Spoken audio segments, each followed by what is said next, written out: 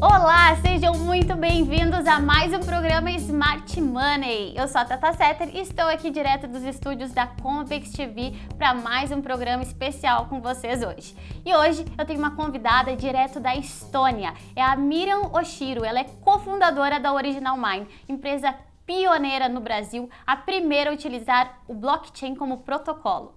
Antes da gente começar, eu quero pedir uma coisa para você. Se inscreve aqui no canal, aciona o sininho para ser notificado sempre que tiver vídeo novo. Vamos lá pro vídeo?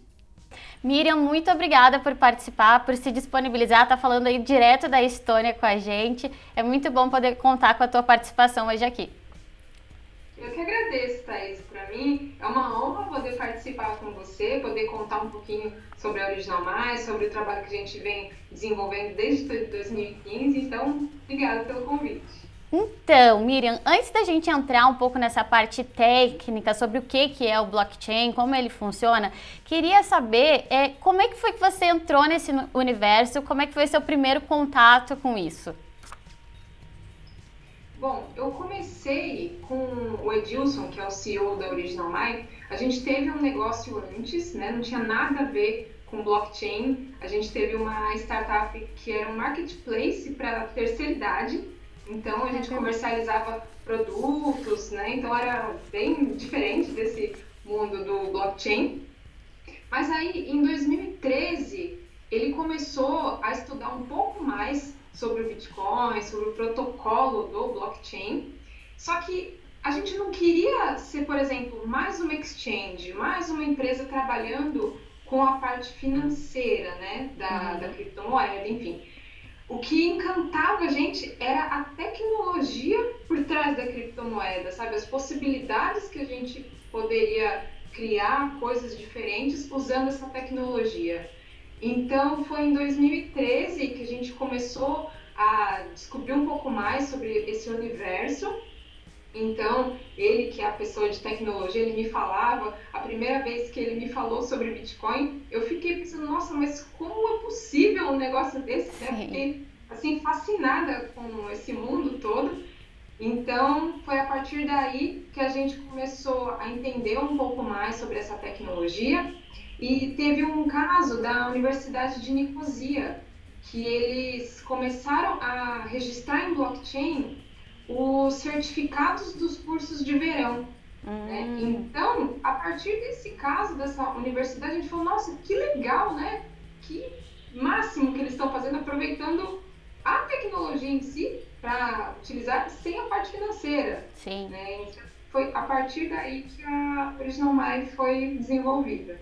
Certo. E esse é um dos assuntos assim mais em alta, muito discutido no meio corporativo por CEOs, por quem trabalha com tecnologia, e dizem que o impacto potencial é como se fosse da tecnologia blockchain, como se fosse do início da internet, dos buscadores como o Google, por exemplo. Então, e é como você falou, a palavra é fascinante. Você vai descobrindo e tem desdobramentos, inúmeras aplicações, né? Muito interessante esse universo. É verdade. Quando começou a internet, como tudo, né, que é muito inovador, as pessoas ficam pensando, nossa, mas será que isso um dia vai virar realidade para qualquer pessoa?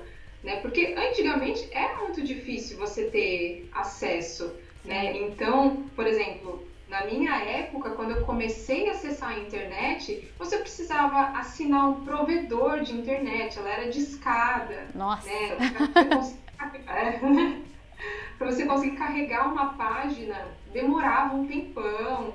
Aí o pessoal começou com a internet gratuita, que você conseguia utilizar. E aí você usava a linha telefônica e o pessoal só acessava de madrugada porque pagava um pulso só. Então, assim, foi um processo de adoção, né, da internet e todas as coisas que vieram junto com ela, os e-commerces, enfim. Então, foi todo um processo que fez a gente, hoje em dia, quem não tem um smartphone na mão, né? Então, foi um processo rápido, porém, se você for pensar, quantos anos demoraram para você ter da internet discada a internet que a gente tem hoje, né? Sim. Então, acho que o blockchain é a mesma coisa, né? Então, a aplicação surgiu o pessoal começou a olhar a criptomoeda, nossa, o Bitcoin está valorizando um monte, né? Eu vou ficar milionário. Sim. Mas não é isso, né? A tecnologia, hoje até eu fui num evento e eu vi uma pessoa falando o seguinte, que o potencial do blockchain é de 8 vezes o potencial da internet. Caramba. Então, eu acredito que hoje a gente ainda está muito embrionário, né, nessa questão das aplicações e principalmente de deixar fácil para o usuário, para ele usar o blockchain sem saber que está usando. Sim, sabe? tem até um artigo seu que é muito bom, que eu estava lendo no Medium, que o título dele, o Guto vai até colocar o link para as pessoas acessarem também, que ele é Traduzindo o Blockchain para Pessoas Normais.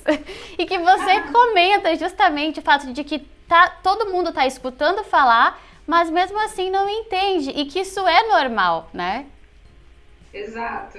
E eu queria até, aproveitando isso, te pedir para você explicar assim, de uma forma mais simples possível o que é o blockchain, do que se visualiza aí as aplicações na prática hoje em dia. Então, esse artigo eu escrevi porque assim, eu via muito conteúdo na internet, as pessoas falando sobre o blockchain e tal, e conteúdos super densos, né? Então era difícil de entender. Eu falei, caramba, eu vou escrever um conteúdo, eu não sendo da área técnica, de repente eu falando com as minhas palavras, né, acaba passando a mensagem, né? Sim. Então foi por isso que eu escrevi esse artigo lá no Medium. E aí teve um evento muito legal que o Google me chamou para falar. Era um evento que chama Women Will, né, que é para 100 mulheres. E aí uma das coisas era para eu explicar para elas o que era o blockchain. Aí eu lembro que até eu perguntei, quem aqui já ouviu falar de Bitcoin? Aí tipo, umas 10 pessoas levantaram a mão. Nossa, acho que hoje vai ser difícil. E 3 pessoas, tá bom, né? Vamos lá. Aí eu fiz uma analogia como se fosse um livro mágico. Então é assim, pensa num livro mágico, né? Com aquela capa bonita, toda, né, diferentona. Todo livro mágico, ele tem algumas particularidades. Então, você pega esse livro e você abre. Quando você abre esse livro, você vê que você não consegue folhear as páginas, né? Ele tá lá, um bloco denso. E aí, você começa a escrever coisas nesse livro. Você escreve e qualquer pessoa do mundo pode escrever nesse livro, só que todo mundo vai escrever na mesma página. E aí você percebe que essa página ela tem um enigma. Então, quando você consegue resolver, quem conseguir resolver esse enigma, tem o direito de receber uma recompensa e virar essa página. Quando a página é virada, ninguém mais pode escrever na página anterior, ela vai escrever só na página nova, e todas as informações que estão na página anterior, elas nunca mais poderão ser modificadas. É imutável. Então, exatamente. Então, foi essa analogia que eu pensei para falar sobre os blocos, sobre a informação que está no blockchain, que é imutável, né? E você não consegue, cada um vai minerar um bloco diferente. Não, é todo mundo na mesma página, todo mundo pensando na mesma coisa. Perfeito. Inclusive, a Convex Research utiliza, né, os serviços da Original Mine, faz o registro no blockchain de cada relatório que é divulgado, o que garante a autenticidade e a imutabilidade das informações que estão naquele relatório, né? É isso mesmo. Isso. E Miriam, até por vocês serem uma empresa tão pioneira, né, aqui no Brasil e no exterior também, vocês estão desenvolvendo esses serviços para várias empresas de todos os lugares do mundo, certo? Isso. Toda a tecnologia da Original Mine, ela foi toda construída no Brasil, mas no final do ano passado nós movemos a empresa aqui para a Estônia, né? E aí agora a gente está querendo pegar o mercado europeu, porque a gente sabe que principalmente no sul da Europa, eles têm o mesmo problema que a gente tem no Brasil, né? De burocracia, de você precisar comprovar coisas. Sim. Então, para a gente fez bastante sentido ter uma base aqui na Europa para conseguir expandir nesse mercado europeu. E por ser tão pioneira assim nesse universo, como tem sido também a dedicação à parte educacional? Porque eu imagino que vocês, além de estar desenvolvendo toda essa tecnologia, têm que explicar para os usuários e para os potenciais usuários como que funciona, como que se aplica essa tecnologia. Como é que tem sido esse processo educativo também, educacional? Então, a gente começou lá em 2015. Então, naquela época, como somos ainda, né? Mas naquela época a gente falava muito da tecnologia em si, de protocolo, de descentralização. Então, a gente falava muitos termos técnicos. Então, muitas vezes a gente passava lá 5 minutos falando e a pessoa, tá bom, mas o que vocês fazem mesmo? Então, com o passar do tempo, e a gente trazendo outras pessoas para o time, pessoas de marketing, né, para mostrar para a gente como a comunicação deveria ser feita, a gente parou um pouco de falar sobre a tecnologia, até porque muitas vezes quando você fala blockchain, a pessoa já tem um bloqueio, assim, nossa, meu, isso aí deve ser coisa de outro mundo. Então, a gente fala muito mais das soluções que a gente traz, das coisas que a gente desenvolve, do que o tecnês. Sim. Né? Mas a gente vem desenvolvendo, sim, esse trabalho educacional, tanto dos nossos clientes como das outras pessoas. E até a gente tem uma iniciativa chamada Legal Tech. Então, toda quinta-feira, a gente faz uma entrevista, né, com uma pessoa da área jurídica para falar um pouco sobre a tecnologia e o direito. Então, a gente tem feito esse trabalho justamente para mostrar para as pessoas que a tecnologia veio para ajudar nos serviços, no dia a dia, para tirar essa camada de burocracia. Sim, e tornar mais tangível para as pessoas, né? Algo prático, real ali. E aproveitando isso que você falou, a gente está observando que o mercado corporativo já identificou o potencial e está tentando desenvolver aí novos protocolos, aproveitando a tecnologia do blockchain. E até em alguns momentos é questionado se existe, se é blockchain privado ou não, porque tira essa questão de ser pública. Queria saber qual é a sua opinião sobre esse assunto, sobre essas novas aplicações que vêm sendo desenvolvidas aí do blockchain para mercado financeiro, hospitais, diversas áreas. Eu acho maravilhoso, assim, sabe? Eu acho que cada vez mais novas iniciativas serão criadas, né? Como eu te falei no começo, acho que a gente ainda está muito embrionário, a gente está muito no início, né, desse desenvolvimento. E realmente, né, tem várias questões falando sobre isso. É blockchain público, não é blockchain se não for público, né, tem características de blockchain, mas não é. Então, assim, tem um certo conflito nessa área, porém, o blockchain público, ele serve para muitas coisas, mas não serve para tudo. Então, às vezes, por exemplo, a área financeira, eles precisam de uma rede que seja privada. Então, eu acredito sim que tem espaço para os dois, sabe? Tanto para o público quanto para o privado. E se a tecnologia veio para facilitar os serviços, para melhorar a transparência, eu acho que a gente pode sim ajustar cada tipo de serviço, vai ter um protocolo que sirva melhor para a aplicação. Certo. E até muitas vezes me enviam esse tipo de dúvida, porque a gente fala com muita tranquilidade, mas o blockchain público, o blockchain privado, ele é isso, é aquilo, mas as pessoas não sabem qual é a diferença entre eles. Você poderia explicar para o pessoal entender essa diferença?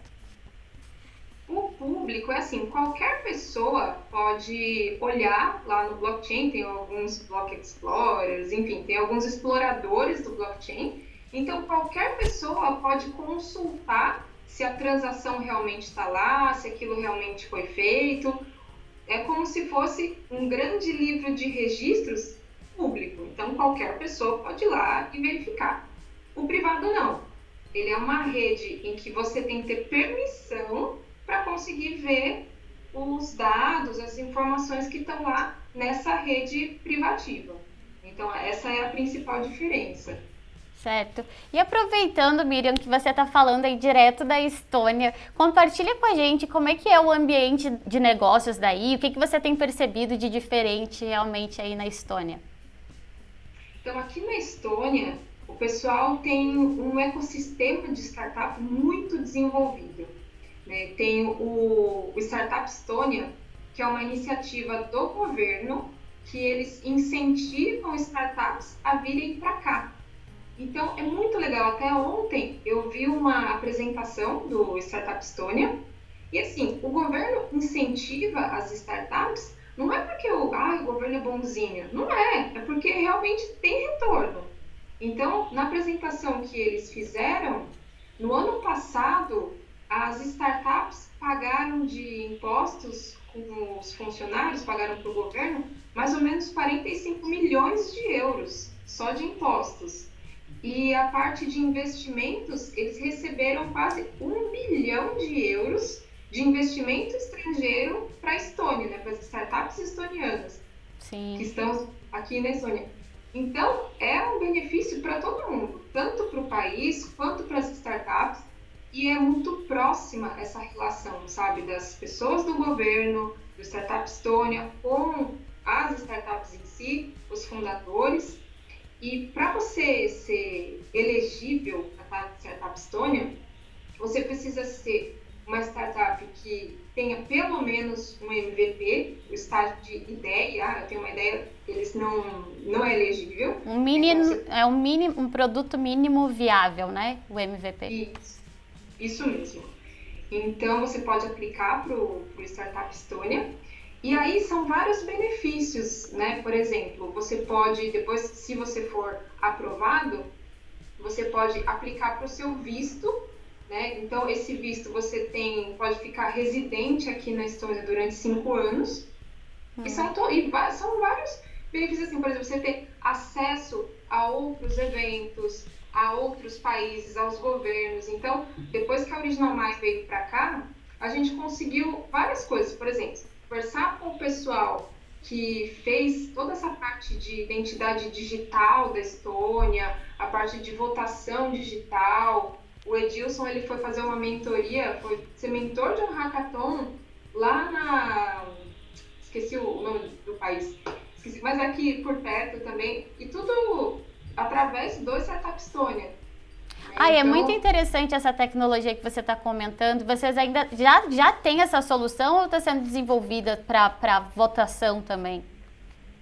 Então, o protocolo de votação a gente já tem, né? Então ele já foi desenvolvido e a gente já tem desde 2016 o nosso aplicativo, né? Que a gente faz a identificação das pessoas e tal, e ele já foi utilizado para votação.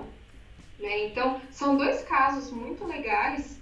Um é do ITS Rio, né, que é o Instituto de Tecnologia e Sociedade do Rio de Janeiro, que eles têm um aplicativo que chama Mudamos. Então, o Mudamos, ele é um aplicativo em que as pessoas podem votar em projetos de lei de iniciativa popular. Então, ele foi idealizado porque, por exemplo, está na Constituição que se 1% do eleitorado brasileiro quiser que um projeto de lei seja votado, ele obrigatoriamente deve ser votado na Câmara. Mas isso nunca aconteceu no Brasil, né? Então, um dos casos mais emblemáticos é o caso da lei da ficha limpa. Então, as pessoas demoraram 3 anos para recolher 1 milhão de assinaturas. Essas assinaturas foram em papel. E aí, quando chegou lá na Câmara, foram 2 toneladas de papel. Nossa! Só que é um negócio absurdo. E como que você valida essas assinaturas, sabe? Para dizer que realmente cada assinatura que está lá foi a pessoa mesmo que fez. Você não valida, né?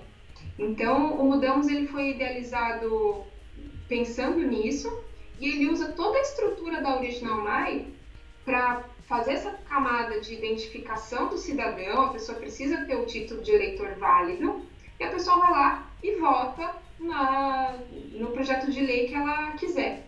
Né? Então, hoje já tem 2 leis que foram aprovadas, né, na Câmara Municipal da Paraíba, que vieram através do Mudamos. Então, pra gente isso foi bem bacana. Muito bacana. Então, torna acessível, é muito mais seguro e muito mais rápido, né? Torna todo esse processo muito mais ágil. Muito bom. Exato. Muito bom. Então, é realmente o potencial, né? E o mais interessante, acredito, até nisso tudo, é que tem N possibilidades de aplicação dessa tecnologia, né? Tem na saúde, tem na área financeira, tem na área governamental, para como isso tornar mais acessível as pessoas realmente participarem deste processo, né? De criação das leis, de regulamentações, ter realmente a participação das pessoas, certo? Claro, com certeza. Até nessa parte, falando um pouco mais, né, da área jurídica, da área legal, a gente fala muito, né, nas lives que a gente fez com o pessoal lá do Legal Tech, uma coisa em comum é justamente o fato do acesso à justiça, né? Então, a gente está conseguindo prover para as pessoas esse acesso que antigamente era muito mais difícil, né? Então, eu acho que esse é um dos grandes benefícios da tecnologia. Sim, é maravilhoso a tecnologia do blockchain. Vocês estão fazendo um trabalho excepcional, tornando acessível no Brasil esse tipo de serviço. E até para as pessoas saberem um pouco mais sobre a Original My, Miriam, você podia contar um pouco dos serviços que vocês estão prestando aqui no Brasil? Posso sim. Bom, a gente tem algumas soluções, né, mas sempre pensando nessa parte de autenticidade, de você comprovar que algo realmente existe daquela forma e você ter um carimbo de tempo, né, no seu documento.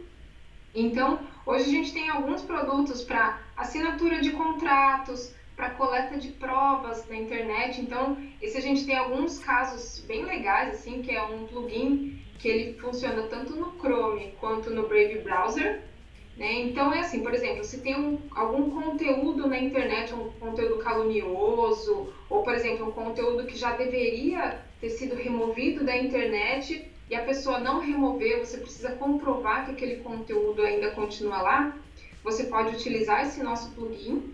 Ele vai fazer um relatório, né, tirando um print dessa página, mostrando o conteúdo que está publicado. E esse tipo de prova já foi utilizado na justiça durante o período eleitoral. Então foi muito legal isso também, né? A prova foi coletada utilizando o nosso plugin e a juíza aceitou como prova, né? Então foi muito legal, assim, acho que é um avanço não só para a Original My, lógico que a gente ficou super feliz, né, pelo escritório de advocacia ter utilizado nosso serviço, mas é um grande avanço para a justiça brasileira também, né? As pessoas terem esse acesso e o blockchain ser de fato utilizado. Miriam, eu quero te agradecer pela sua participação, por você se dispor a conversar aí com a gente direto da Estônia. É maravilhoso poder conversar com vocês, ter acesso a esse conhecimento, ver brasileiros desenvolvendo essa tecnologia e levando para fora do Brasil, para todos os lugares do mundo. Parabéns pela iniciativa de vocês e muito obrigado. Como você falou, esse assunto é fascinante. Eu poderia ficar aqui conversando contigo horas, porque eu também sou apaixonada. Quero cada vez mais poder entender mais também sobre esse assunto. Então vou ficar acompanhando vocês também nas redes sociais aí para aprender cada vez mais. Muito obrigada, Miriam. Eu que agradeço, Thaís. Foi um prazerzaço conversar com você. Realmente, a gente podia ficar aqui batendo papo um tempão, o assunto não falta, né? Sim. Então eu agradeço muito.